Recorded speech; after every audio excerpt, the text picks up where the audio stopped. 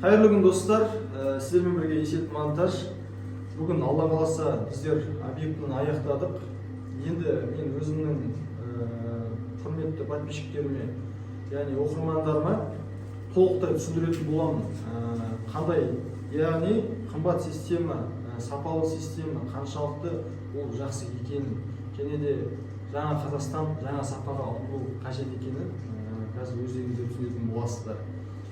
Сондықтан да ары қарай енді мен пошагово түсіндіремін. Яғни бұл жерде не түсіндіремін мен? Қазір котелді қалай летний режимге қоямыз дейсіңді.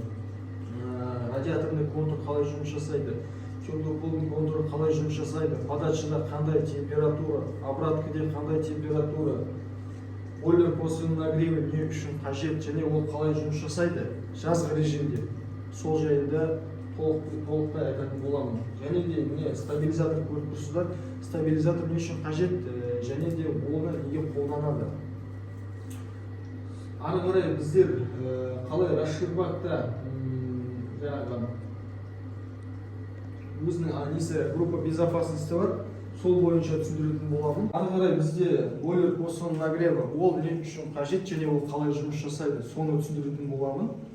Және де ол жазғы режимде, летний режимде қалай жұмыс жасайды, через датчик арқылы қалай жұмыс жасайды, соны түсіндіретін боламын. Сосын оның расширбағы қанша атмосфера болу қажет, оның группа безопасности атмосферасын міндетті түрде көрсететін боламын. Контратоплениенің расширбағы ода қанша атмосфера болу қажет, соны түсіндіретін боламын. Және де мына жерде енді бізде обозначениялар тұр. Подача обратканың сол әрқайсының бөлме, мәселен теплый полдыкі, отоплениенікі, солар бойынша түсіндіретін боламын. Және де оны жақын обзордан да көрсетемін қазір. Қалай шыққанын өздерінің бағасын бересіздер. Ары қарай бізде қазір есеп обзор көрсететін болады. Яғни мен обзор көрсетемін және есеп соны толықтырып, қай жерді ұмытып кетемін, сол жердің барлығын толықтыратын болады.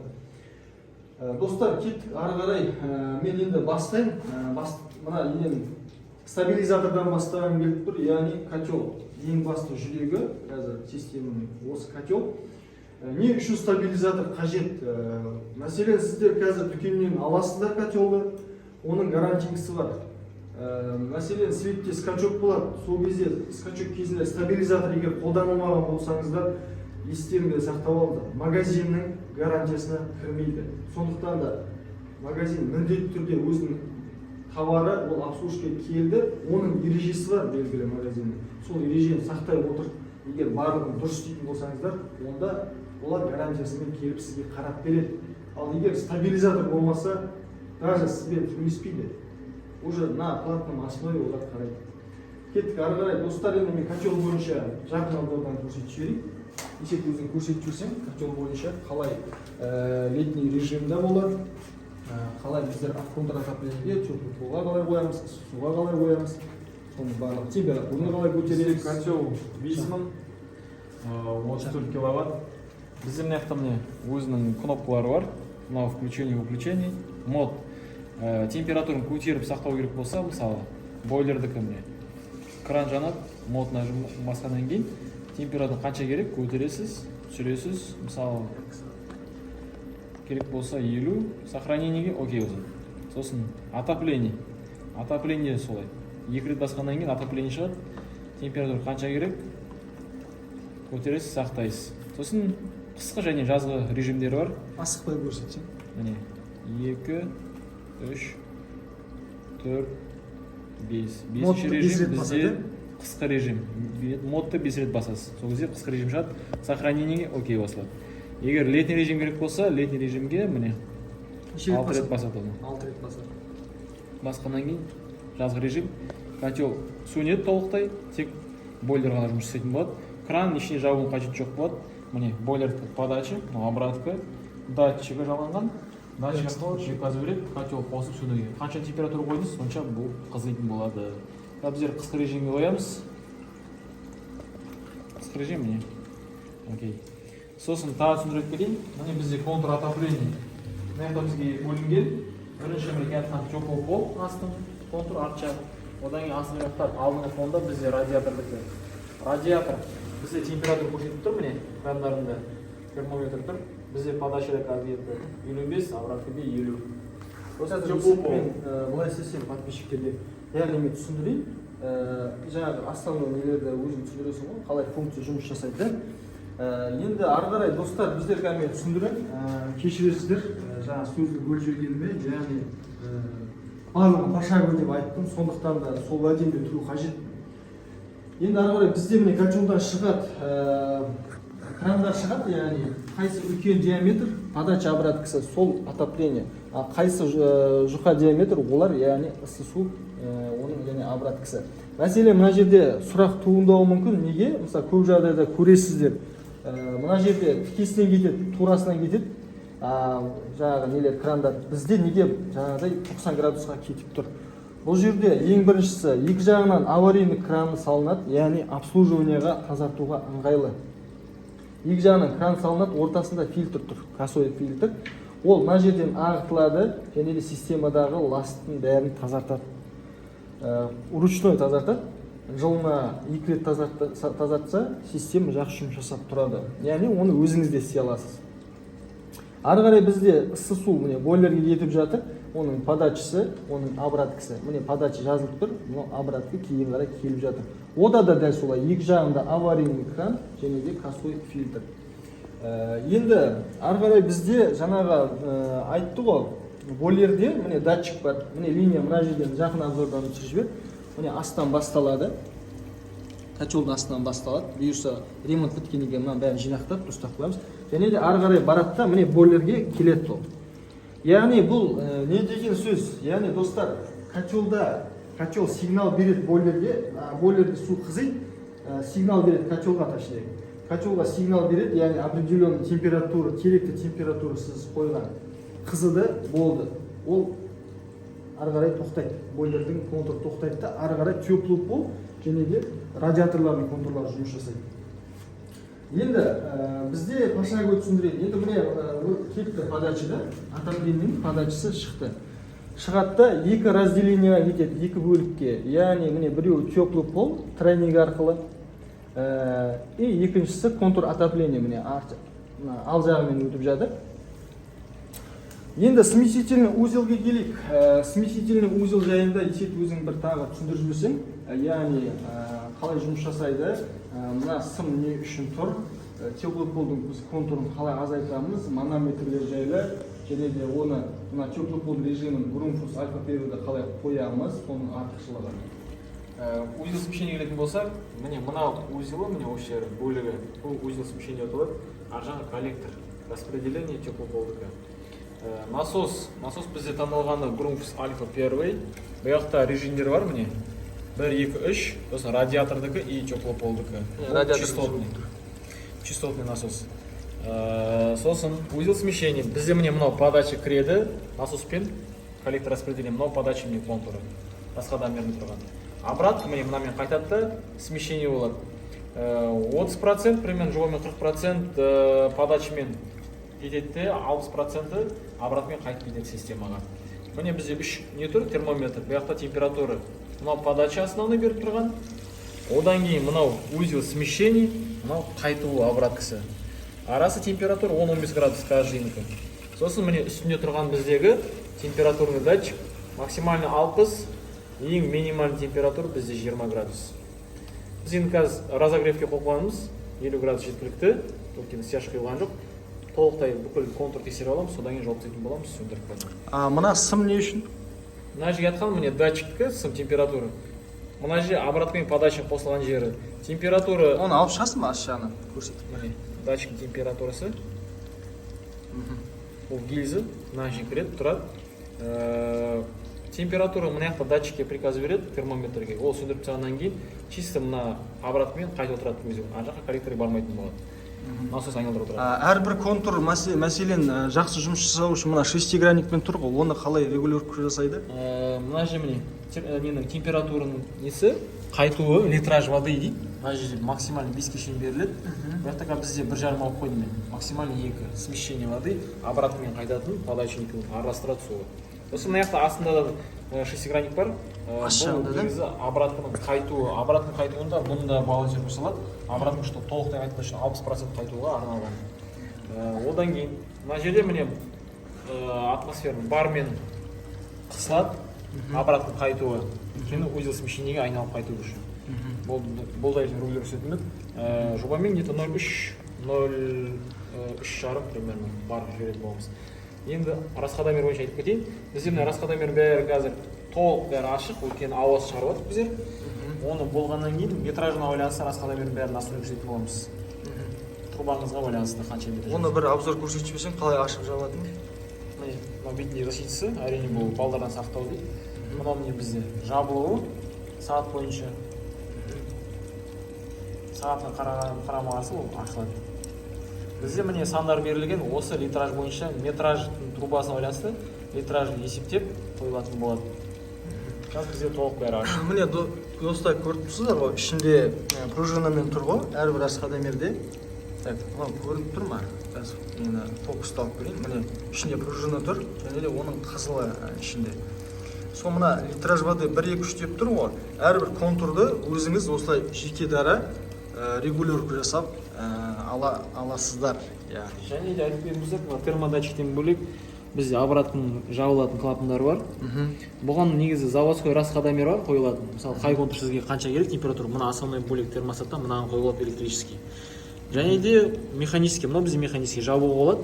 Мысалы, қанша керек сізге сонша процент сығасыз. Мысалы, жауып тастайсыз. Аз ғана мөлшерді қалдырасыз да, сол контур мысалы басқа бөліктерден жай ғана жұмыс істейтін болады, температурасы аз болады. А егер бәрі бір температура десеңіз, толық бәрін ашпайсыз, осы мына жерде температурасын қойып аласыз основной термодатчиктен. Так, ары қарай енді мен түсіндіріп кетейін достар. Міне бізде мына жерде втулка тұр, яғни мына теплоизоляция келеді ғой, міне трубаның сыртымен. Яғни аш жағынан көрсетейін, міне теплоизоляция. Яғни міне труба және оның втулкасы. Яғни мына теплоизоляцияға мына наклейкілер в основном жабысқанмен түсіп қалады. Сондықтан да осы втулкілер жақсы. Бұл яғни ыстықта да ерімейді, балқымайды. Осылай теплый полдың контурын міне барлық жазылып бір гостиныйда 3 контур, прихожийда 4 контур деген сияқты. Спальный ары қарай осылай кете береді. Детский, унитаз деген, яғни санузел деген сөз ғой, унитаз деген. Ары қарай бізде енді контур отопление басталады. Бұл жаңа толығымен теплый полдың контурын түсіндірген болатынбыз. Көрдіңіздер ме достар? Яғни бір теплый полдың өзінде қаншама функция бар. Яғни ойлаймыз ғой, біздер қолдан жинап тастауға болады деген сияқты. Ол на самом деле котелға үлкен нагрузка. Сондықтан да осылай ереже бойынша барлығын қоятын болсаңыз, система сізге әлдеқайда ұзағырақ қызмет қылады. Енді ары қарай бізде контур отопление басталады. Міне тройникпен шығады да, ары қарай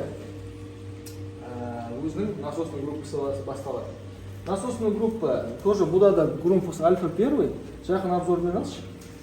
Міне енді қазір қара режимдерін қараңыздар, режимдерін қазір ауыстыратын боламын. Бізде бірде тұр и радиатордың суретінде тұр міне. Оны ары қарай көтере аламыз, теплый полға қоя аламыз. Яғни теплый пол дегеніміз бұл радиатордікі. Сол үшін оның несін сөндіріп, кейін қарай қайттан міне 1-2-3 режим, и содан кейін бірден неге көшіп кетеді радиатордың режиміне. Бізде мына жақта жаңа подачаның міне температурасы қазір бізде 65-те тұрса, обраткасы 60-та тұр. Яғни теплопотеря 5 градус. Яғни көп жағдайда 5 я 10 градус болады. Сондықтан бізде бұл жер яғни квадратура кішкентай болған жерде теплопотеря ондай көп жоқ. Ары қарай бізде дәл сол схемамен, дәл сол коллектор барлығы өзі міне жеке дара әрбір радиатордікі бөлек-бөлек и өзінің расходомерлерімен барлығы да. Яғни әрбір радиатор бірдей жұмыс жасау үшін әрқайсысы осы расходомерлермен барлығын регулировка жасайтын боламыз. Так, бізде енді ары қарай бойлер после нагрева. Бойлер после нагрева, яғни бұл жерде бізде неше 4 5 выход шығып тұр. Екеуі, яғни подача обратка, яғни котелдың келіп жатқан судың подача обраткасы. Екеуі бізге беретін үйге подача обратка. Бесіншісі бізде рециркуляция. Рециркуляция кешегіде мен түсіндірдім. Яғни осында проблемалар көп жағдайда болады.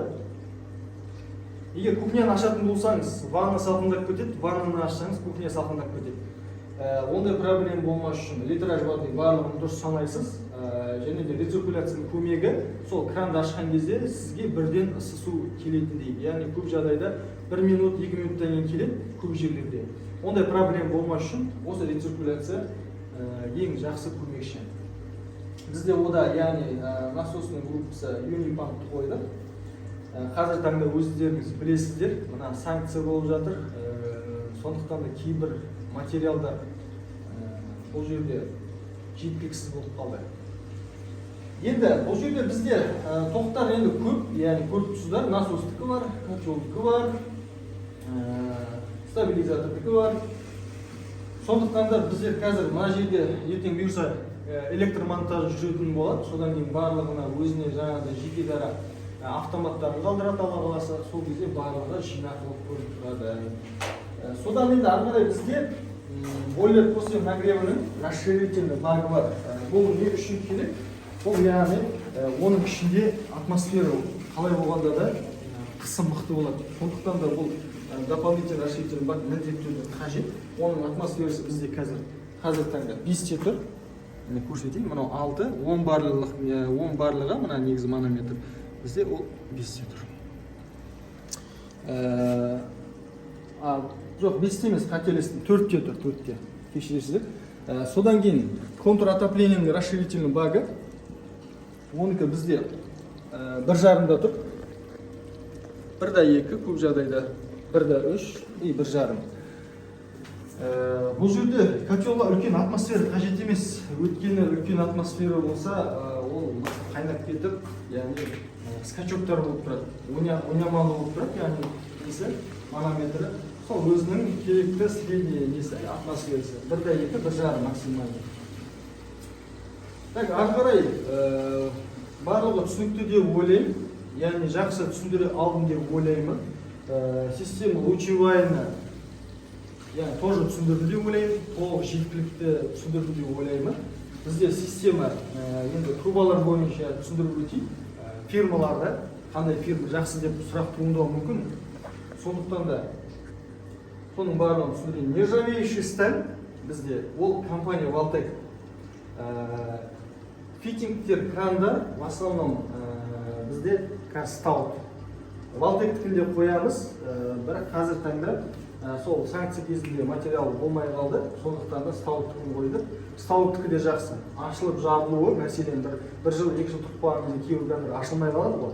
Ондай проблема жоқ. Стаут прям жұмсақ. Кезіндегі Bugatti деген фирмаларды білетін болсаңыздар, соның мен ойлаймын мүмкін бір серіктестері ау деп. Стаут өте жақсы. Ашылып жабылуы өте жақсы крандар. Ары қарай бізде смесительный узел, теплый полдың, ол бізде рояльдікі. Коллекторде рояльдікі, теплый полдікі, отоплениенікі. Насосный группа Grundfos. Grundfos өздеріңіз білесіздер. Нарықта бізде баяғыдан келе жатқан, уже 30 жылдай болған шығар, 30 жылдан да көпті шығар. Нарықта, яғни қазір номер 1 деп айтуға болады. Өте сапалы, частотниктер өте тыныш жұмыс жасайды. Яғни ешқандай да кері отзыв жоқ. Так, стабилизатор енді ол өздеріңіз енді қандай сізде 380 келіп тұрса, соған қарата қоясыз, 220 келіп тұрса, соған қарата қоясыз. Так, бізде тағы не қандай нелер бар? Ол теплоизоляция. Теплоизоляция, яғни бұл Valtec-тің несі, фирмасы. Бұлар жақсы. Бір бұқтыда 10 метрден болады. Сол 10 метр жалғап арасын, яғни байланыстырамыз. Бұл жерде енді барлығын жинақы деп ойлаймын. Өздеріңіздің ойларыңызды айтсаңыздар, қаншалықты монтаж қалай шықты, қандай баға бересіздер, соны өздеріңіз айтсаңыздар. Сосын бізде барлығы бекітілген, яғни аппаратпен бекіттік, теплый полдың нелерін, трубалардың барлығы жинақы болып тұру үшін, өйткені ертеңгі таңда стяжка құйылып, соның биіктігімен, яғни сәйкес болу қажет. Так, достар, енді ары қарай тағы сұрақтар туындап жатса, YouTube-тан міндетті түрде төменге комментарийлерді қалдырыңыздар. Алла қаласа бас аман сау болса міндетті түрде жауап беретін боламын.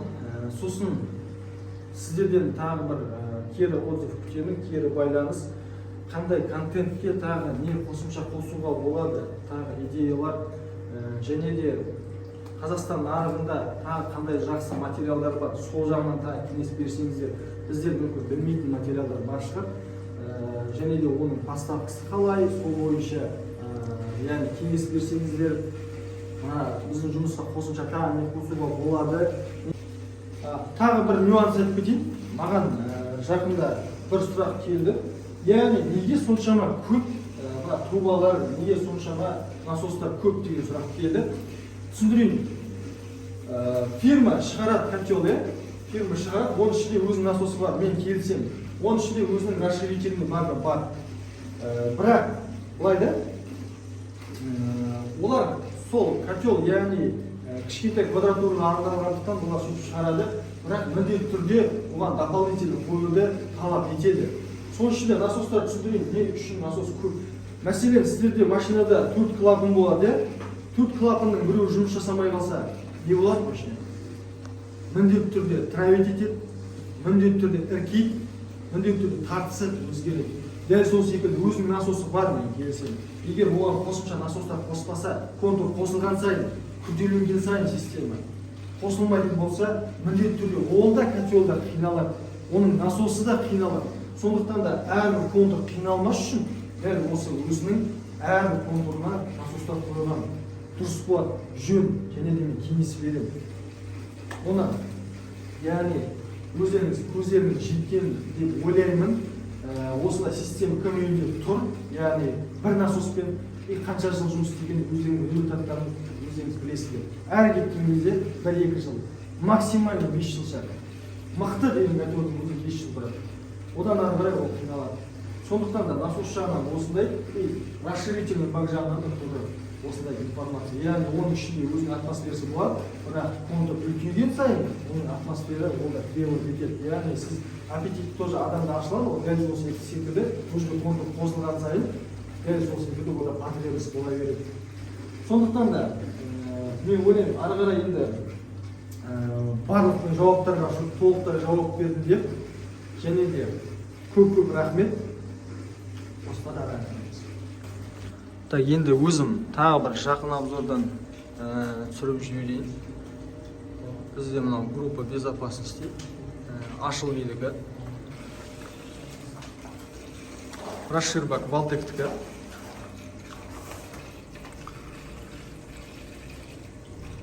Міне көріп тұрсыздар ғой, өзінің сбросной клапан, воздухоточек, манометр. Мынау аварийный краны.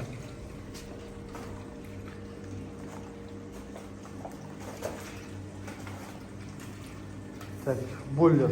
Бойлерде жаңа мен айттым, міне жақын обзордан түсірейін. 5 выход, котелдан шығады 2 выход келеді. И одан ары қарай системаға жүреді. Системаныкі подачасы міне, и астыңғысы қайтып келеді обратка. 5-шісі рециркуляция. 5-ші выход.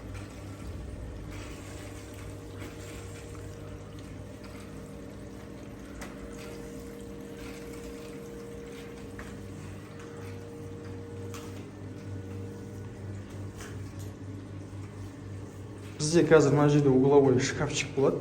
Заказчик алла қаласа дизайн бойынша солай жасайын деп жатыр. И сол шкафчикке осының барлығы осылай сыйып тұру керек. Яғни кухонный гарнитурный шкафчигі ғой. Ары қарай мына газның выходы міне, бұл үйдің потребности, яғни газ плитаға кетеді.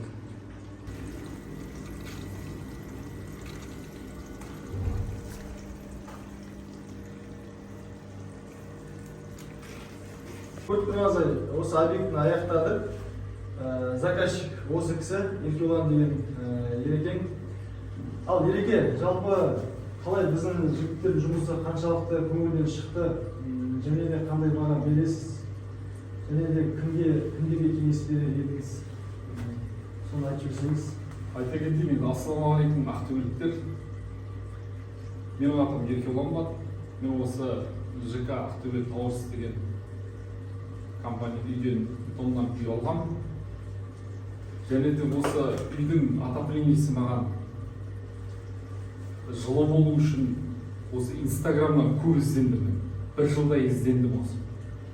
Осы бір жылдың ішінде ізденгенім осы кесет монтаж деген өзім көзіме ерекше түскен осы монтажниктер болып. Маған жұмыстарын қарадым, жұмыстары өте әдемі, өздеріңіз көріп тұрғандай. Сол маған ұнағаннан кейін осы жігіттерге мысалы мынау деген кесеттің інісі Еламан деген жігіт. Кесеттің өзі қазір келеді, өзі жасаған осы екі жігіт. Соларға енді көп рахмет айтамын. Жігіттер тек жасатсаңыздар, осы Есет деген, Еламан деген жігіттерге жасатыңыздар. Өзіміздің қара домалақ қазақ жігіттері қолдарына кереметтей нәрсе келетін өздері көрсетіп тұр, осыған көзім жетіп тұр. Сондықтан да осы жігіттерге көп рахметімді айтамын. Рахмет, Роман. Алла разы болсын. Ал енді тек осы үйден кішкентайлар мініп кетпесін. Алла тек осы үйге берекетін берсін. Алдағы табыс, берекелі табыс нәсіп қылсын. Үй қай кезде де берекелі болсын, жылы болсын. Қазақ еліне бір жылдар келеді. Достар, енді сіздермен өте күшті жаңалығымен бөліскім келіп жатыр. Біздер алда қаласа жаңа желіге ютубқа көшіп жатыр. Сол үшін бізде қазір өте сендерге мықты мен подписчиктеріме қуанышты жаңалығым. Ол бұйырса бізде конкурс басталады. Яғни бірінші орынға Milwaukee Makita препараты, екінші орынға Milwaukee кейсі, Milwaukee'ді білетін шығарсыз бәріңіздер. Үшінші орынға Milwaukee'дің перчаткасы монтажный. 4 пен 5 орынға сертификат беріледі. Бірақ көңіліңізді түсірмейміз, достар. Қалған қатысушыларға да өте жақсы жаңалығым бар. Оны бұйырса тікелей эфирде айтамын. Ол да осы жылға сыйлықтар, достар. Сондықтан да жаңа глобальный сетке көшіп жатыр. Міндетті түрде қазақстандық контентті мықты қолдаймыз. Бізде жаңа контент бастап жатыр. Сондықтан міндетті түрде қолдап видеоларымызды соңына шейін қарап, коммент жазамыз, лайк басып, жақындарымызбен максималды түрде бөлісеміз. Рахмет, достар, сіздермен бірге болған Есет монтаж асыға конкурсты күтеміз. Бұйырса инстаграмда хабарлайтын боламын. Тікелей эфир инстаграмда да, ютубта да алып қалса болады.